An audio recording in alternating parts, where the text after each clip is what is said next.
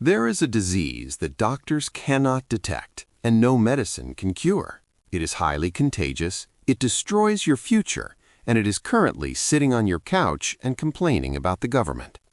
It is called the poverty mindset, and unfortunately, your best friends are the carriers. Picture this. You just had a breakthrough week. You closed a deal or hit a savings milestone. You are vibrating with energy. You walk into the bar to meet the guys you have known since high school. You sit down, ready to share your win. But before you can open your mouth, the complaining starts. Dave hates his boss. Mike is broke because of inflation.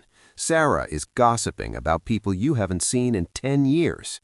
The energy isn't electric, it is heavy. It is a black hole. You order a drink, you nod your head, and you dumb yourself down just to fit in.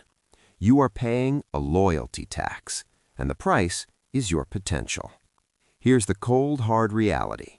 You cannot build a skyscraper if the people holding your ladder are trying to pull you back down to the ground. Today, we are going to talk about the crab bucket dilemma. If you put a single crab in a bucket, it can easily crawl out. But if you put a dozen crabs in that same bucket, something terrifying happens. As soon as one crab starts to climb, the others grab its legs and pull it back down. They don't do this out of malice, they do it out of instinct. The collective cannot handle the individual succeeding. This is exactly what happens in your social circle. Humans are herd animals. We have mirror neurons. We biologically mimic the people around us to survive. If your friends are constantly broke and playing the victim, your brain starts to accept that as normal. You think you have willpower? You don't.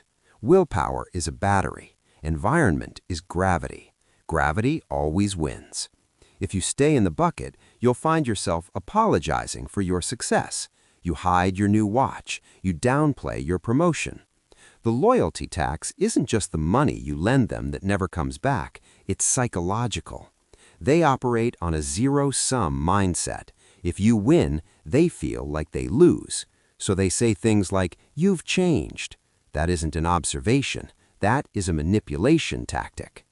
Now, let's look at the alternative, the eagle's flight. Before I tell you what happens when you leave, I want to know who is watching this. If you have a friend who is actively pulling you down right now, pause the video and comment the word crab below. Let's see how many of us are dealing with this. Successful people understand that most high school friends are for a season that has already ended. When you remove the energy vampires, you create a vacuum, and the universe hates a vacuum. Imagine a table where nobody complains. They talk investment strategies. They talk health optimization. When you share a win, they don't roll their eyes. They ask, "That's great. What's next?" I remember when I started hanging out with guys making 10 times what I was. I wasn't rich anymore. I was the student. My ego took a hit, but my bank account exploded. Leaving the bucket creates velocity. You stop looking in the rearview mirror. In your hometown, you're little Davy, but when you leave, you are whoever you build yourself to be. Now, don't go block every number in your phone just yet. There is nuance here. You need to distinguish between anchors and rocks. The anchor. They mock your ambitions. They pressure you to drink. They borrow money. Verdict? Cut 'em. Zero contact. The rock. They have a 9 to 5. They live a simple life, but they are happy for you. They remind you of who you are. Verdict? Keep them, but adjust the dosage. You cannot spend 50 hours a week with the rock if you want to be a rocket. You see them at holidays, but you do not take business advice from them. And here's the hard pill to swallow. You are not a shepherd. You cannot carry a grown adult up a mountain. If you try, you'll both fall off the cliff. I have tried to save friends with jobs and money. It ended in lawsuits, not handshakes. You can inspire them by winning. You cannot save them by waiting. Let's talk about guilt. If you lost 50 pounds and got ripped, and your fat friends got mad at you for being healthy, would you start eating donuts just to make them feel comfortable? Of course not. You would say they're being toxic. So why do we accept this with money?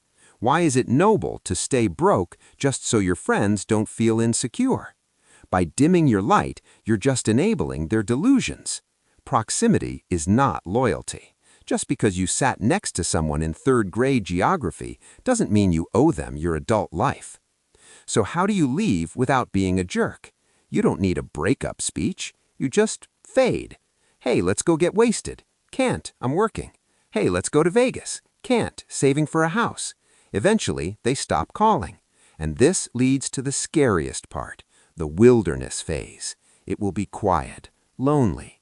Most men break here. They run back to the bucket because the silence terrifies them. Do not run back. Embrace the solitude. High-value people are attracted to those who can stand alone. Use this time to build the version of you that attracts the new circle. Look at your 5 best friends. Look at their bank accounts, their marriages, their happiness. If you became the average of that, would you be thrilled or would you be terrified? Loyalty to a sinking ship is not nobility, it's suicide. There will be people in the comments calling me arrogant. They'll say money isn't everything, and they're right. Money isn't everything, but growth is. So answer this question honestly in the comments. Are you in a rocket ship or are you in a crab bucket? Sometimes the kindest thing you can do for everyone is to leave the room.